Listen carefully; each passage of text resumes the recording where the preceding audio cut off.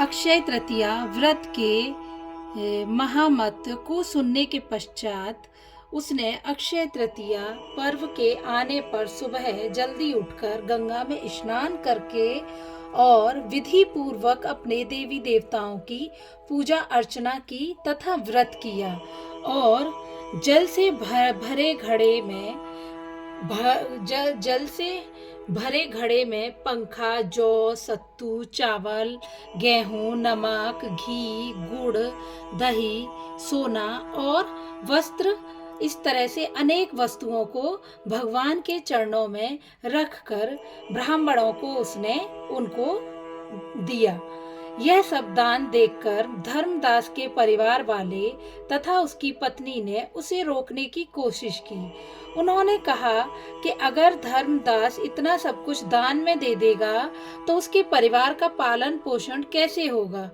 लेकिन धर्मदास ने अपने दान और पुण्य कर्म से विचलित नहीं हुआ। उसने किसी के बारे में नहीं सोचा और वो अपने कर्म कांड को अपनी श्रद्धा के अनुसार करता रहा। उसने ब्राह्मणों को कई प्रकार का दान दिया। उसके जीवन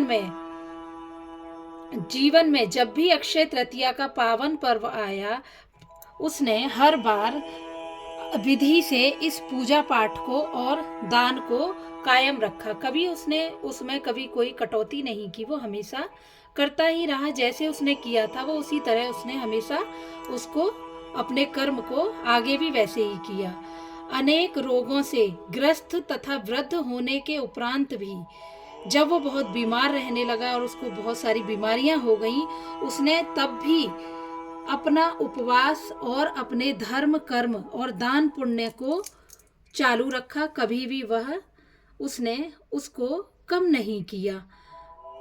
उपवास करने में उसने या पूजा पाठ करने में उसने कभी भी अपने आप को, बीमारी को या उसने अपनी परेशानी को सामने नहीं लाया। यही वैश्य दूसरे अगले जन्म में कुशावती का राजा हुआ। मान्यता है कि अक्षय तृतीया के दान किए गए दान पुण्य व पूजन के कारण ही वह अपने अगले जन्म में बहुत धनी एवं प्रतापी राजा बना। जो उसने इस जन्म में किया था उसने उसका फल अगले जन्म में उसको भगवान ने उसको दिया।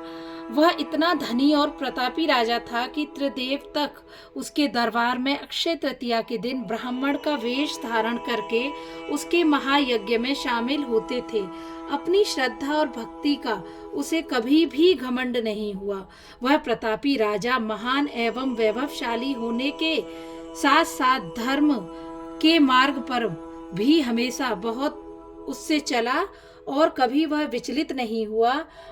ऐसा माना जाता है कि राजा आगे के जन्मों में भारत के प्रसिद्ध सम्राट चंद्रगुप्त के रूप में पैदा हुए थे। जैसे भगवान ने धर्मदास पर अपनी कृपा दृष्टि बनाई, वैसे ही प्रभु सभी व्यक्तियों पर, हर इंसान पर अपनी कृपा दृष्टि बनाए रखना और हर व्यक्ति इसी तरह आपकी पूजा की विधि विधान को आगे करे और आपकी कथा के महत्व को समझे। जो भी इस कथा को सुन रहा है वो इस कथा के महत्व को समझना। जैसे धर्मदास अपनी धर्म के प्रति उसने अपनी भाव भक्ति रखी, उसने किसी के बारे में नहीं सोचा, सिर्फ उसने अपने धर्म और अपनी भक्ति के बारे में सोचा और वो हमेशा ऐसे ही कितनी भी बाधाएं आई उसने उन सब बाधाओं को छोड़कर अपने देव भक्ति उसने रखी।